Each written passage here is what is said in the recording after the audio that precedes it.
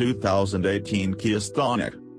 When we got the chance to sit down with the chief of design for Hyundai and Kia, and all-round design legend, Peter Schreyer, we posed a very simple question: what, in his mind, do Indian customers want?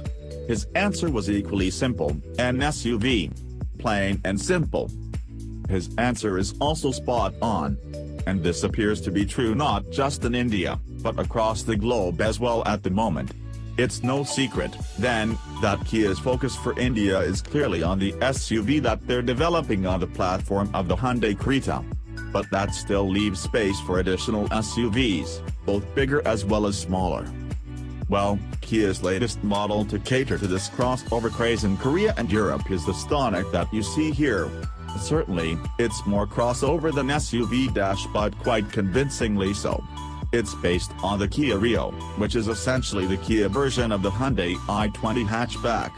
But it's much more than an i20 Active, for instance. The hatchback lineage is only thinly disguised in the i20 Active, with a little bit of body cladding, whereas in the Stonic the styling is all new and all the body panels are unique to this model. In fact, Hyundai also has a brand new crossover aimed at Europe and Korea, the even more striking Kona, which appears to be that little bit more upmarket than the Stonic. Far more road presence than a hatchback. The Stonic has Kia's signature tiger nose front grille, of course, giving it a sharp and aggressive front end. But it would certainly look a lot more striking in a bright color rather than the staid hue of our test car. The yellow looks especially inviting.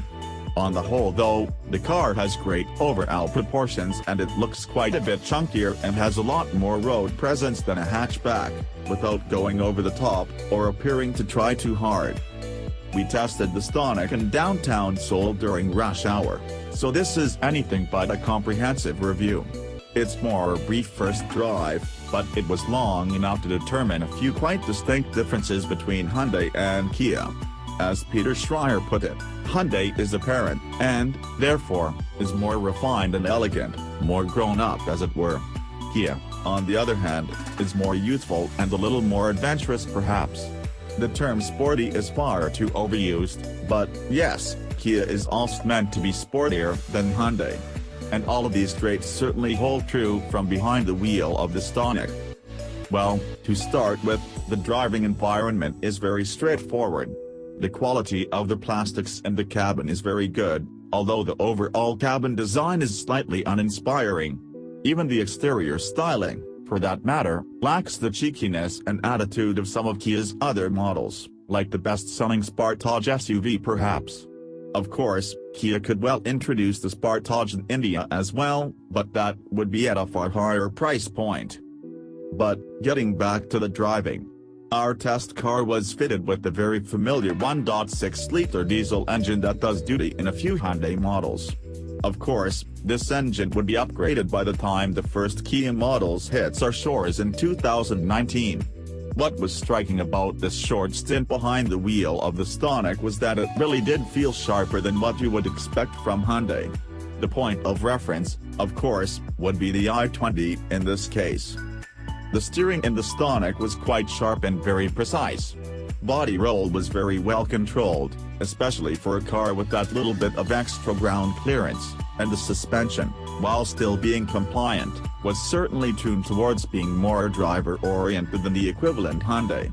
Now that's not to say that this suspension tuning will make it to India in future, but the point is that it's representative of the DNA of the brand.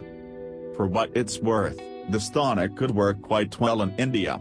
Sure, similar compact crossovers haven't quite made much of an impact on the market, but the Stonic is a very well-executed product. It looks good, and it's well built too.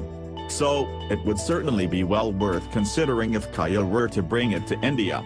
For now, though, look out for Kia's all-new SUV that, in 2019, will be aimed straight at the sweet spot of the Indian market.